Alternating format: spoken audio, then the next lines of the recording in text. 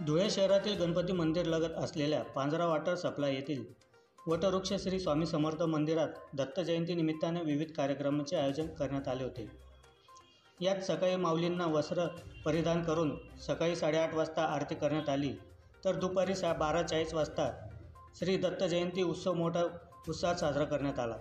तसेच यावेळी महाप्रसादाचे वाटपही करण्यात आले। यानंतर संध्याकाळी भजन संध्या या कार्यक्रमाचे आयोजनही करण्यात आले होते।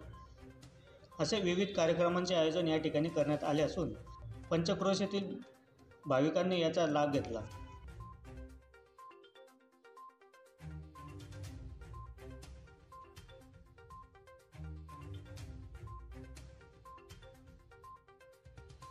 वटवृक्ष श्री स्वामी समर्थ सर्व सेवेकऱ्यांना श्री स्वामी समर्थ। वटवृक्ष श्री स्वामी समर्थ मंदिर येथे गणपती मंदिराजवळ गणपती पुलाजवळ तिथे आज दत्त जयंतीनिमित्त सकाळपासून खूप साऱ्या कार्यक्रमांची आरास आम्ही सकाळपासून चालू आहे। जसं की तुम्ही बघताय मागे उत्सव मूर्ती आपल्या दत्ताच्या रूपामध्ये बसलेली आहे आज, आणि त्या दृष्टीने सगळे भाविकांची गर्दी आणि रेलचेल तेवढी चालू आहे। आणि आमच्याकडे आज सकाळपासून दत्त पाळणा म्हणा किंवा त्यांच्या पूजा म्हणा, सगळे अभिषेकपासून होमपासून सगळे कार्यक्रम आमच्याकडे सालाबादाप्रमाणे होत असतात। तर आजच्या कार्यक्रमाची रूपरेषा अशी आहे की सकाळी आम्ही सगळ्यांनी दत्तांचं रूप दिल्यानंतर त्यांना होम झाल्यानंतर त्यांचा अभिषेक झाला। अभिषेकानंतर आम्ही आता 12:40ला आमचा पाळणा झाला, दत्तांचा जन्म आम्ही साजरा केला इकडे, आणि त्याच्यानंतर आपला आता महाप्रसादाचा कार्यक्रम सुद्धा चालू आहे आणि हीच भाविकांची गर्दी दरवर्षीप्रमाणे तीच आहे, सेम आहे, आणि गर्दी चालूच राहणे, वाढली आहे गर्दी नेहमीप्रमाणे।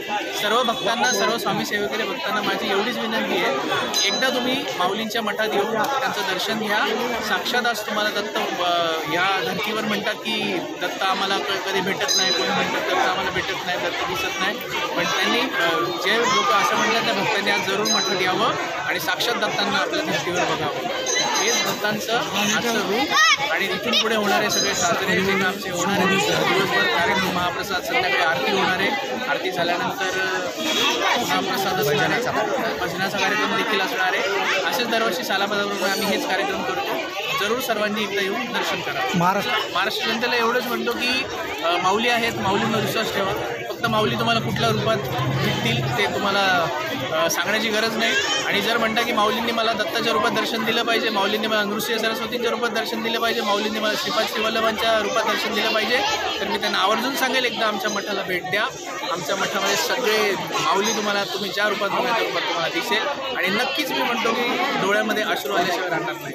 महाराष्ट्र जनतेने नक्कीच इकडे यावं। महाराष्ट्रामध्ये कान्याकोपऱ्यापर्यंत ज्या काही सगळ्या गोष्टी गेल्या आहेत, आमचं मंदिर खूप हे झालं आहे, प्रसिद्ध झालेलं आहे, बऱ्याच लोकांनी त्याचं कौतुकही केलेलं आहे। सगळ्यांना मी पुन्हा एकदा विनंती करतो की सेवा करा, सेवेकरी व्हा, आणि एकदा मंदिराला जरूर भेट द्या। भगवंताकडे काही मागणी केली?